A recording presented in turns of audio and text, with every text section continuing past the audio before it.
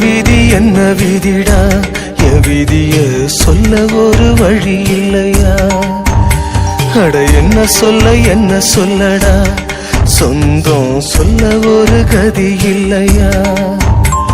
செத்து போழச்சி நம்ம பெத்து எடுப்பா, அட ரத்தம் முறிச்சி நித்தம் பால கொடுப்பா.